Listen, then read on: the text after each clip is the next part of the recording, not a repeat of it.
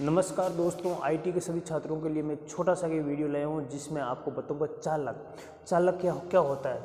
मुक्त इलेक्ट्रॉन की बहुलकता वाले इलेक्ट्रॉन को चालक कहते हैं, यानी मुक्त इलेक्ट्रॉन की बहुत अधिकता होती है उसको हम चालक कहते हैं।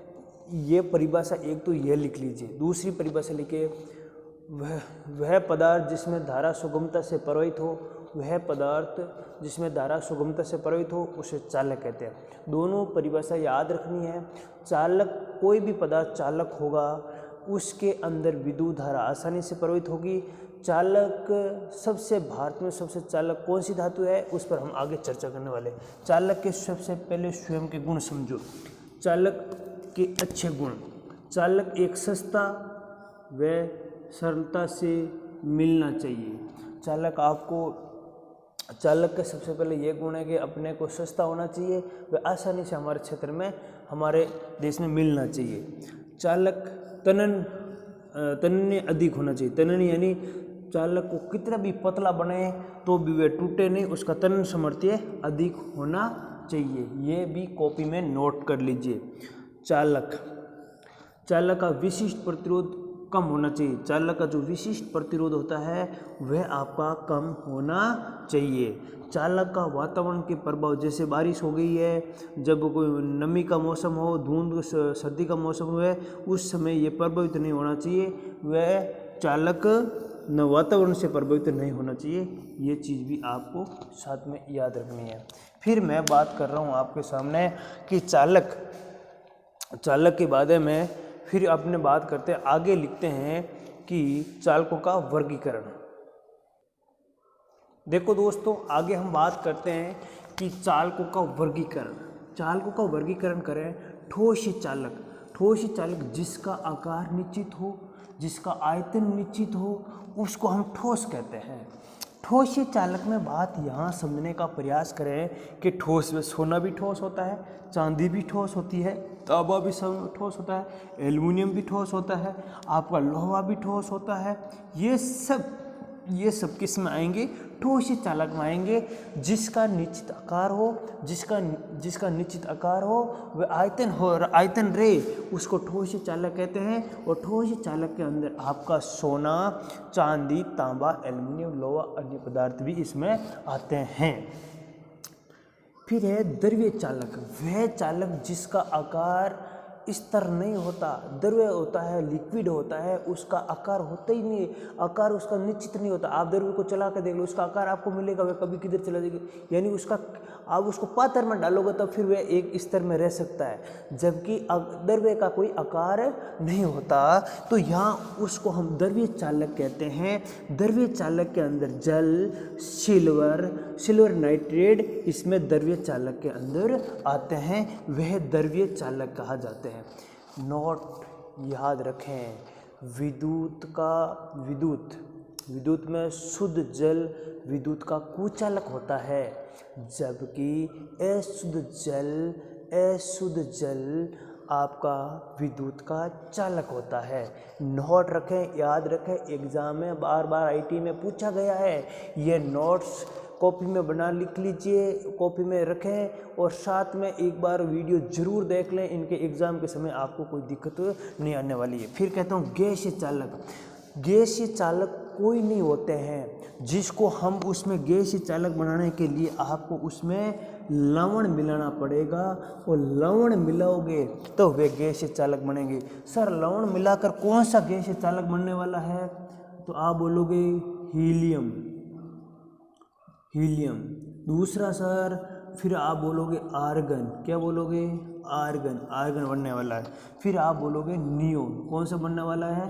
नियोन। ये सारे आपके क्या होते हैं बेटा?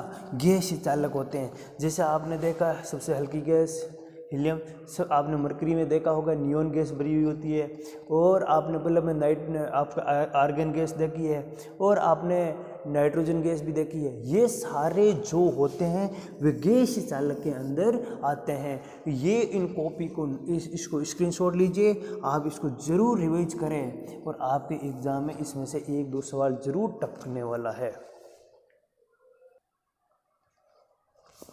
देखो मैं अभी बताने वाला हूँ कि इसमें सबसे ज़्यादा चालक कौन सा होता है। उसके बाद में चालक कौन सा, इसके बाद में देखो क्रम से मेरे लिखा हुआ है। सबसे ज़्यादा चालक होता है चांदी, जिसका गलनांक होता है 960 सेंटीग्रेड, यानी 960 सेंटीग्रेड से ज़्यादा तापमान होगा तो ये चांदी पिघल जाएगी। इसकी प्रतिरोधकता होती है 1.59 इंटू 10⁻⁻8 ओम मीटर, इसका ये प्रतिरोधकता होती है। जो इसका उपयोग कहाँ किया जाता है, तो जो रिले होती है, अपने रिले के जो पॉइंट होते हैं उन पॉइंट के ऊपर जो परत बनाते हैं वे अपने चांदी की बनाते हैं। स्टार्टर होते हैं, ज़्यादा अच्छे स्टार्टर जो अपने 3 फेस में यूज करते हैं, जिनके पॉइंट बने हुए होते हैं, वे भी चांदी के होते हैं। बड़े बड़े उद्योग होते हैं, बड़े बड़े उद्योगों में अच्छे बड़े बड़े स्टार्टर लगे हुए होते हैं, उनके जो पॉइंटर होते हैं चांदी के लेपित किए हुए होते हैं। इसकी जो चालकता होती है 98% चालकता होती है, यानी सबसे ज़्यादा चालक है वह चांदी है। इसके बाद में बात करूं कि तांबे का जो गलनांक है वह है 1083 सेंटीग्रेड, यानी ये तांबे का जो गलनांक है 1083 सेंटीग्रेड होता है। उसके बाद में मैं इसकी प्रतिरोधकता की बात करूं 1.72 इंटू 10⁸ ओम मीटर इसकी प्रतिरोधकता होती है। इसका उपयोग केबिल, अर्थिंग, बस बार में किया जाता है। बस बार बेटा ऐसी होती है, आपने पत्तियां जुड़ी हुई होती है, उसके बाद में सीधे नट कसे हुए होते हैं, उसको बस बार कहते हैं। जैसे आपने स्टार्टर में देखा होगा, स्टार्टर से पहले जो अपने कनेक्शन पैनल बोर्ड में होते हैं वे बस बार बने हुए होते हैं, तो यह होता है उसमें। फिर उसके बाद में उसका 1 नंबर चांदी हो गई चालक, 2 नंबर तांबा हो गया, 3 नंबर आपका सोना हो गया। सोने का वह गलनांक होता है 1064 सेंटीग्रेड, इसकी प्रतिरोधकता होती है 2.44 इंटू 10⁸ ओम मीटर होती है। अब मेरी बात सुनिए कि इसका उपयोग हम आभूषण बनाने में लिए क्या किया जाता है। जबकि 22 कैरेट का सोना होता है, उसमें आपको 22 कैरेट का सोने का आभूषण बनाने में सोने का उपयोग किया जाता है, और सोना महंगा होने की वजह से इसका तार का उपयोग नहीं किया जाता। देखो उसके बाद में मैं आपके सामने बात कर रहा हूँ कि आपको और चालक कौन से होते हैं उनकी बात करें तो आपका सबसे पहले एक दूसरा जो चालक होता है वह होता है एल्युमिनियम। और ये एल्युमिनियम जो चालक होता है इसका सबसे ज़्यादा उपयोग किया जाता है भारत के अंदर। आपको सबसे पहले इसका एल्युमिनियम का सबसे अधिक उपयोग किया गया है। और एल्युमिनियम का जो गलनांक होता है, इसका जो गलनांक होता है वह भी लिख लीजिए 760 सेंटीग्रेड होता है। इसकी प्रतिरोधकता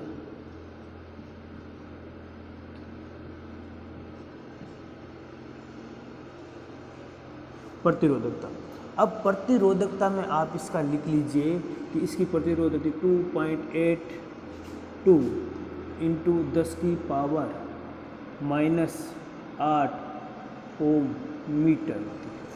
इसके बाद में आप लिखने का प्रयास करें, इसका जो उपयोग होगा,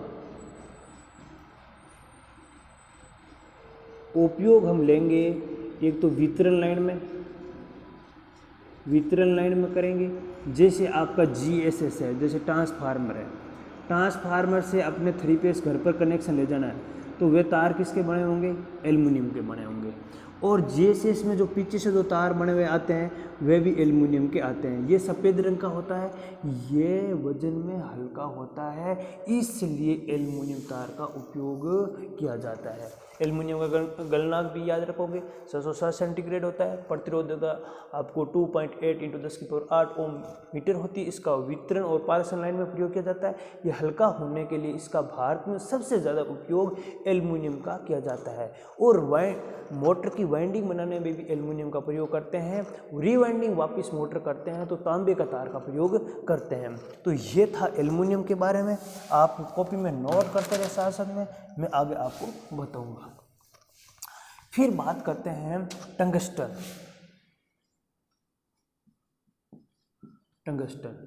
ये एक आपका कठोर धातु होती है। क्या होती है बेटा, कठोर धातु। और ये कठोर धातु होती है, इसका जो गलनांक होता है ये लिख लेना। इसका जो गलनांक होता है वह 3400 सेंटीग्रेड होता है। मैं कह रहा हूँ इनमें से ही एग्जाम में 100% सवाल पूछा जाएगा। और इसका उपयोग देखो, उपयोग लिख लेना बेटा। फिलामेंट। और जो अपने बल्ब होता है, कांच वाला 10 रुपये वाला बल्ब होता है, उसके अंदर जो स्प्रिंग बनी हुई होती है ऐसी ऐसी, वे स्प्रिंग आपके टंगस्टन धातु की बनी होती है और इसका गलना 3400 सेंटीग्रेड तक ये गलता नहीं। ये एग्जाम में बार बार पूछा गया इसका गलना कितना होता है। इसका उपयोग फिलामेंट में करते हैं।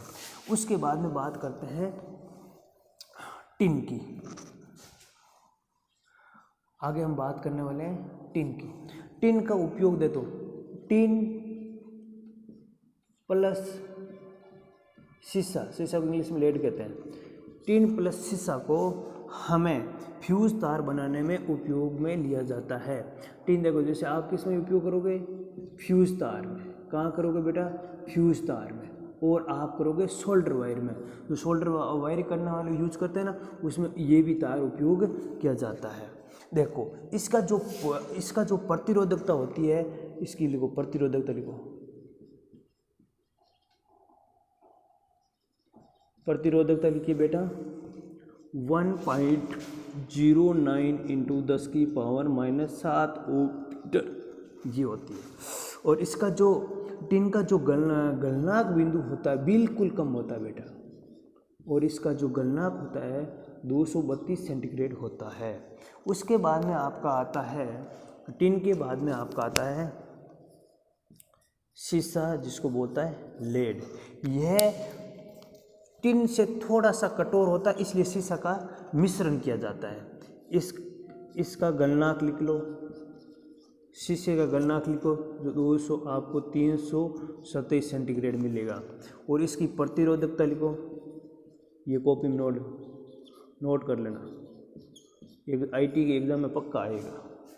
इसकी जो प्रतिरोधकता लिख लेना बेटा, आपको 2.2 इंटू 10 की पावर -7 ओम मीटर, ये आपको इसकी प्रतिरोधकता लिख लीजिए। और इसका ये नमीरोधी होता है। और यहाँ पर ये केबिल और शीशे का जो अपनी केबिल होती है, केबिलों के ऊपर जो आपके एक परत बनी जाती है शीशे की, वह नमी को अंदर जाने नहीं देती है, नमी को रोकती है। वह शीशे की बनी होती है, वह ऐसी परत बनी हुई होती है, इसलिए इसका शीशे का वहाँ पर भी उपयोग हम लोग करते हैं। अब देखो आगे, आप इसको आसानी से लिखते रहें, कॉपी में नोट करते रहें, साथ साथ में मैं पूरा क्लियर करा दूंगा। फिर मैं बात कर रहा हूँ यूरेका। और यूरेका होता है उसका जो आप गलनांक और उसकी प्रतिरोधकता, ये प्रतिरोधकता देखिए, मैं एग्ज़ाम में आने वाले सवाल लिखा रहा हूँ, बाकी नहीं लिखा रहा हूँ। 5 इंटू 10 की पावर -7 ओम मीटर, ये याद रख लें।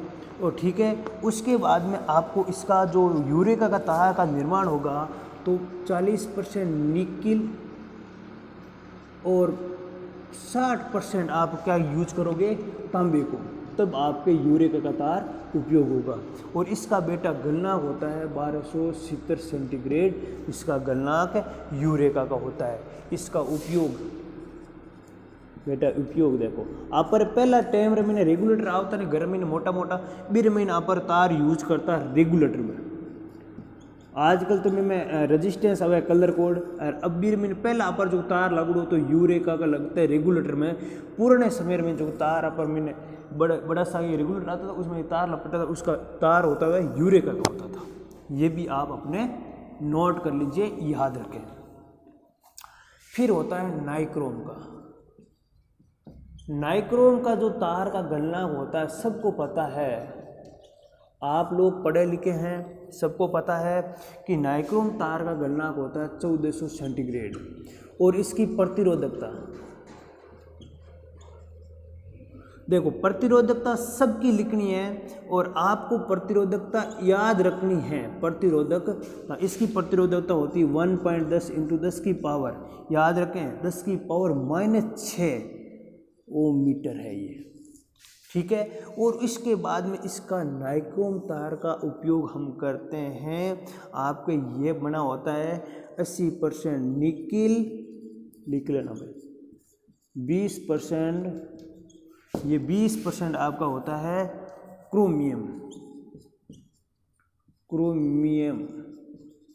ये लो 20% क्रोमियम 80% निकिल से मिश्रण से नाइक्रोम तार बनाया जाता है। इसका उपयोग हम करते हैं हीटर में बेटा, इसका उपयोग हम करते हैं हीटर में, ठीक है। यह क्या करता है, विद्युत ऊर्जा को उष्मा में परिवर्तन कर देता है।